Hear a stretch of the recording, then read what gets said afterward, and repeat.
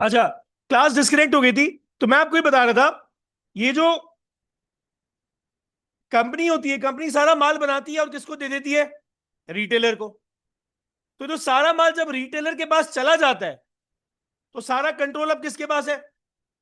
Retailer के पास। अब company के कुछ फायदे हैं। पहला फायदा ये कि कंपनी की जो इन्वेंट्री होल्डिंग कॉस्ट है वो कम हो गई।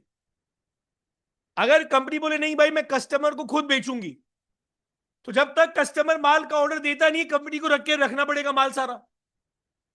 माल रखो, कस्टमर ऑर्डर देगा तो बेचेंगे। रिटेलर वाले केस में क्या है? बनाया, रिटेलर को दे दिया। अब कस्टमर कब आएगा, कहां आएगा, किस टाइम पे आएगा, ये जिम्मेदारी किसकी है? रिटेलर की। तो कंपनी की जो इन्वेंट्री होल्डिंग कॉस्ट होती है वो काफी हद तक कम हो जाती है, क्योंकि इन्वेंट्री सारी खरीद के रिटेलर अपने पास रख लेता है। अच्छा, कस्टमर को कोई भी शिकायत होती है तो वो किसके पास आएगा? रिटेलर के पास आएगा। अच्छा भाई, उसके बाद प्रोडक्ट की जो डिस्प्ले होती है, प्रोडक्ट की जो आफ्टर सेल्स सर्विस होती है, वो भी किसके पास है? रिटेलर के पास है। वो भी किसके पास है? रिटेलर के पास है। यानी बेचने के बाद कोई भी कंप्लेन आ रही है, ठीक है ना, उसको ठीक कौन करके देगा? रिटेलर। बार बार कंपनी की टेंशन नहीं, कंपनी ने एक दफा प्रोडक्ट बेच दिया रिटेलर को और रिटेलर को बता दिया किस तरह से सही होगा, तो कोई भी प्रॉब्लम है उसको हैंडल कौन करेगा? रिटेलर। अच्छा, एडवांटेज और भी है रिटेलर के। रिटेलर होने की सबसे ज्यादा बड़ी एडवांटेज ये है कि कस्टमर के लिए कन्वीनियंस है। कस्टमर के लिए कन्वीनियंस है। अच्छा, लेकिन हमारे पास जो है वो कुछ डिसएडवांटेजेस भी। हमारे पास कुछ डिसएडवांटेजेस भी। मतलब ये कि अगर कंपनी जो है वो अपना प्रोडक्ट अगर रिटेलर को देते हैं, अगर कंपनी अपना प्रोडक्ट रिटेलर को देते हैं, तो नुकसान क्या है? पहला नुकसान ये कि रिटेलर फ्री में काम करेगा नहीं ना। रिटेलर बोलेगा भाई अगर मैं आपका माल रख रहा हूं तो मुझे उसमें कोई ना कोई कमीशन दो, कोई ना कोई पैसे दो। फ्री में रखेगा तो इंटरमीडिएट। अब देखो, पहले जब क्या था केस, नो इंटरमीडियरी, कंपनी सारा माल खुद कस्टमर को बेच रही है। कंपनी सारा माल खुद बेच रही है कंज्यूमर, तो बीच में कोई है ही नहीं। अब रिटेलर के थ्रू माल बिक रहा है, अब जब रिटेलर के थ्रू बिकेगा तो बीच में कोई ना कोई कमीशन देना पड़ेगा बॉस। फ्री में नहीं होगा, पैसे तो देने पड़ेंगे। कुछ भी देंगे लेकिन बीच में पैसे देंगे। अच्छा, उसके अलावा कंपनी का कस्टमर से कनेक्शन थोड़ा सा कट गया, क्योंकि पहले कस्टमर को डायरेक्ट माल दे रहे थे तो कस्टमर से कनेक्टेड थे। अब तो माल दे ही नहीं थे डायरेक्ट, तो काफी हद तक कस्टमर से कनेक्शन टूट गया। अच्छा, अब आप रिटेलर पे माल रखवा रहे हो, तो रिटेलर में जब आप माल रखवा रहे हो तो रिटेलर कैसे आपका माल रखेगा? कस्टमर कंपेटिटर का भी तो माल रखेगा ना। आप ब्रेड खरीदने जाते हो तो क्या एक कंपनी की ब्रेड है दुकान पर? Soap, shampoo, toothpaste, chocolate, biscuit, cold drink, कोई भी चीज खरीदने जाते हो, एक कंपनी का माल। रिटेलर तो बोलेगा मेरा काम है कस्टमर को कन्वीनियंस देना, मैं तो हर वो माल रखूंगा जो कस्टमर खरीदेगा। आपको नहीं समझ आती, माल ना रखूं, मैं तो सबका माल रखूंगा। ये एक और डिसएडवांटेज है कि आपको रिटेलर पर माल रखवाने की कोई एक्सक्लूसिविटी नहीं मिलती। रिटेलर सबका माल रखता है। अच्छा जी, तो ये हमारे पास कुछ डिसएडवांटेजेस हैं अगर हम रिटेलर के थ्रू माल बेचते हैं। अच्छा, इसके बाद हमारे पास एक और है, two intermediary channel. Two intermediary मतलब, यानी माल निकलेगा प्रोड्यूसर से। समझा देता हूं आपको मैं टू इंटरमीडियरी क्यों कह रहा हूं मैं इसको। माल निकला प्रोड्यूसर से, प्रोड्यूसर से गया किसके पास? होलसेलर के पास। होलसेलर से गया रिटेलर, रिटेलर से दिया कंज्यूमर। बीच में प्रोड्यूसर और कंज्यूमर के बीच में कितने लोग हैं? दो लोग। इसीलिए हम लोग इसको टू इंटरमीडियरी कह रहे हैं। सही है? तो टू इंटरमीडियरी क्यों कह रहे हैं? क्योंकि कंज्यूमर और कंपनी के बीच में दो पार्टीज है। इसको हमने सिंगल इंटरमीडियरी क्यों बोला था? प्रोड्यूसर और कंज्यूमर के बीच में एक ही पार्टी थी। पार्टी कौन थी? रिटेलर। एक पार्टी थी ना, सिंगल इंटरमीडियरी। दो पार्टीज है, टू इंटरमीडियरी। अच्छा, अब सबसे पहले तो आपको यह पता होना जरूरी है कि ये होल सेलर कौन होते हैं। Whole seller basically large business होते हैं जिनका काम होता है ब्रेकिंग बल्क एंड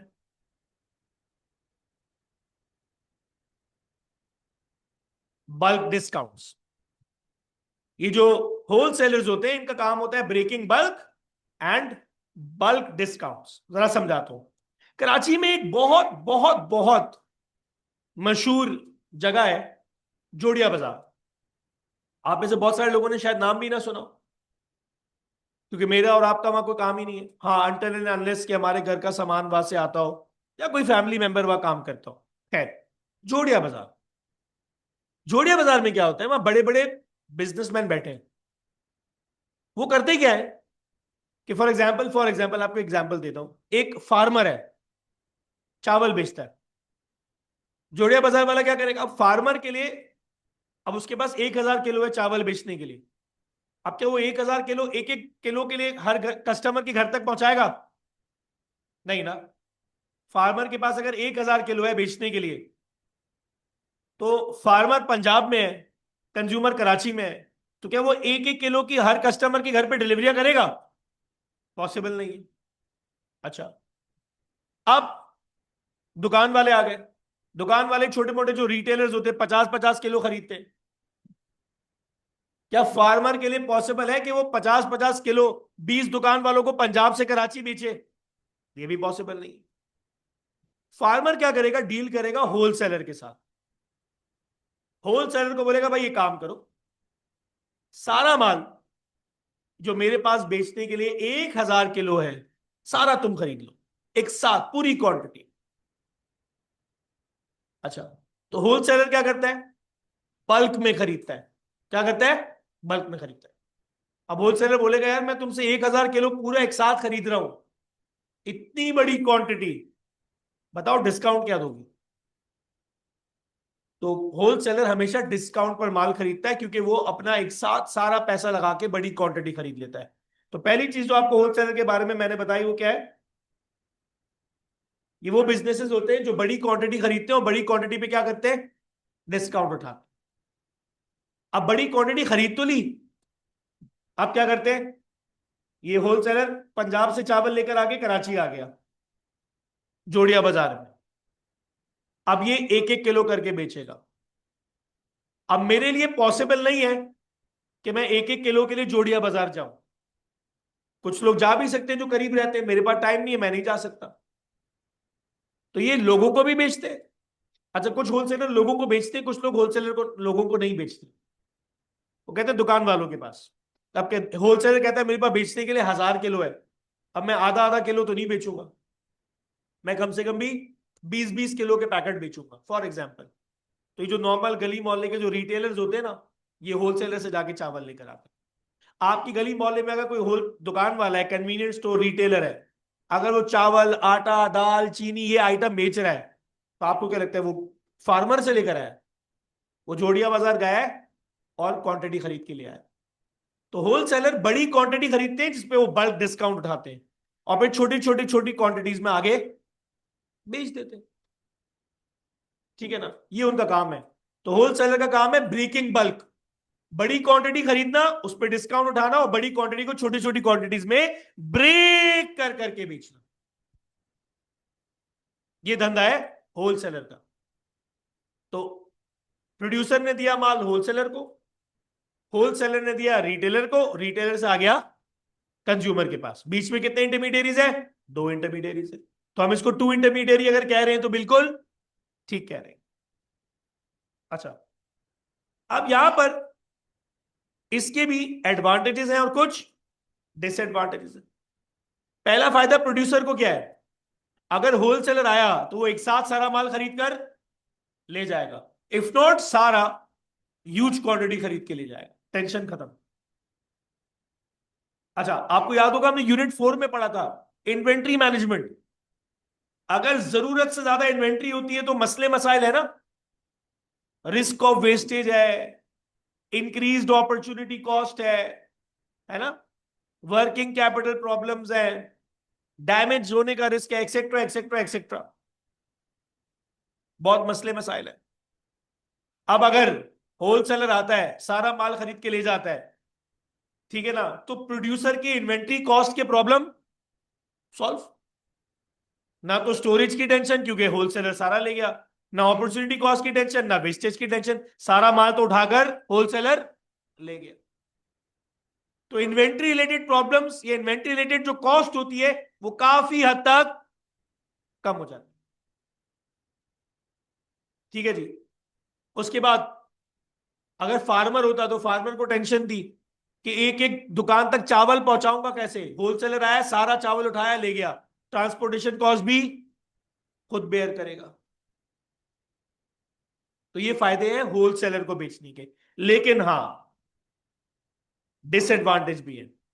होलसेलर इतनी बड़ी क्वांटिटी लेके जा रहा है तो बीच में अपना अच्छा खासा मार्जिन रखेगा, तो आपको डिस्काउंट क्या करना पड़ेगा, देना पड़ेगा। होलसेलर बोलेगा तुम मुझे डिस्काउंट भी ना दो, मैं तुमसे लार्ज क्वांटिटी भी खरीदूं, फायदा कोई सेंस बनता नहीं।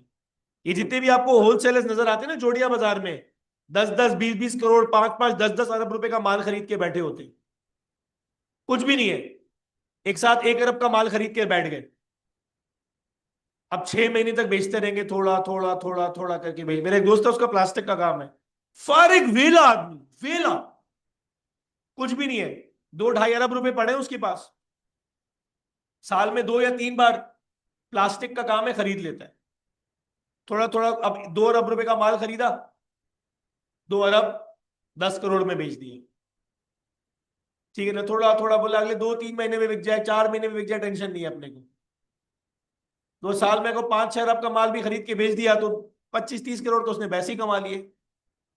कुछ भी नहीं करता, कहते यार जोहर के बाद जाता हूँ दुकान पर, कभी जाता हूँ कभी नहीं जाता, जाता हूँ तो बैठा रहता हूँ, घूमता रहता हूँ। फोन आ गया, अच्छा 10 करोड़ का माल दे दे, अच्छा वेयर हाउस से निकलवाया पहुंचा दिया, अच्छा 20 करोड़ का दे दिए, निकलवाया पहुंचा दिया। वेले जो भी, अगर आप किसी जोड़िया बाजार के बंदे से मिलोगे ना, वो तसल्ली से वेला होगा, बोले हमारा कोई काम मेहनत वाला है ही नहीं। हाँ, फाइनेंशियल पॉइंट ऑफ व्यू से you need to be very strong, और रिस्क फैक्टर है, जब लोग भागते हैं तो फिर 10-10, 20-20, 50-50 करोड़ का माल लेके भाग भी जाते हैं, वो रिस्क है। और कुछ नहीं करना है, बस माल खरीदो बैठे रहो, ऑर्डर आएगा वेयर हाउस से निकालना दे देना, खत्म। अरबों रुपए का काम करे, मेरे दोस्त की फैक्ट्री है, फैक्ट्री भी नहीं है वेयर हाउस है। टोटल बंदे कितने हैं, 6 या 8 बंदे टोटल। एक मुंशी है पुराना जो हिसाब किताब करता है, कितना आया कितना गया किसके पास कितना है।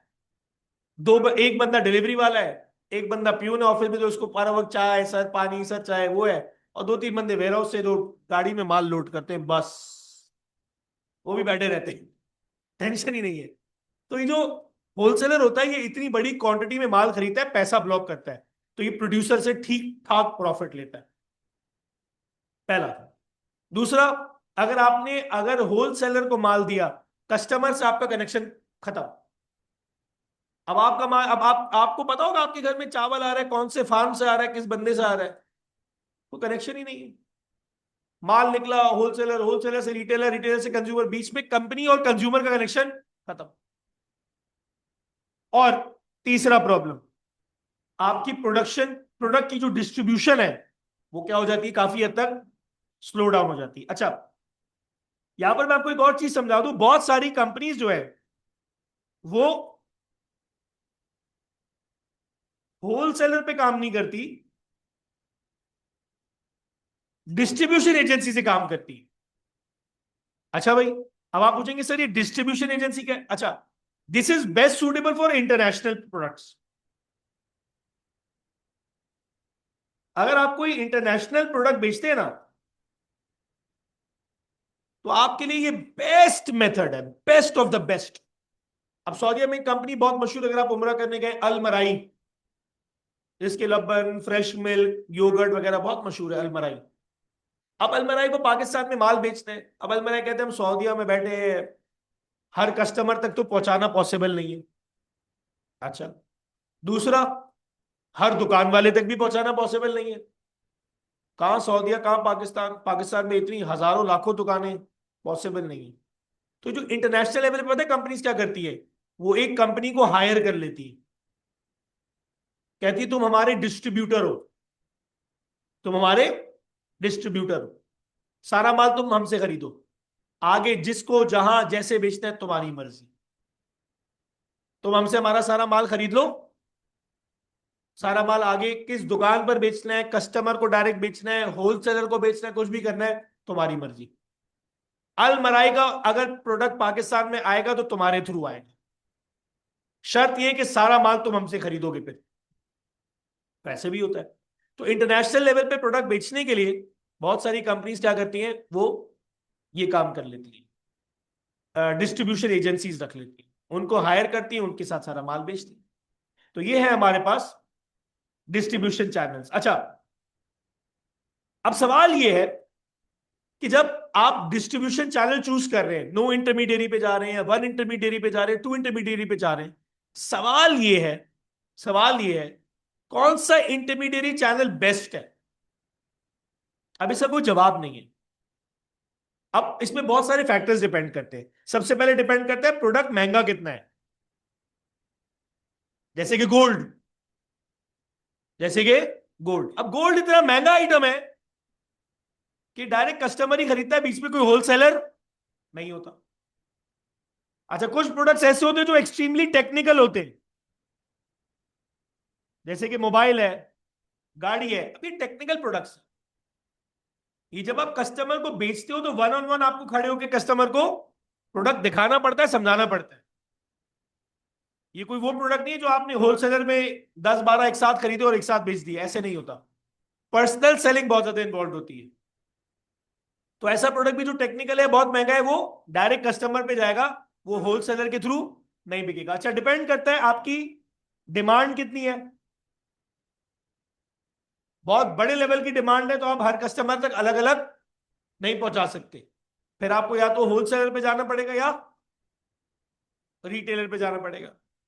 अच्छा, उसके अलावा आपके जो है वो क्या कहते हैं, जो आप प्रोडक्ट बेच रहे हैं उसकी एक्सपायरी कितनी है।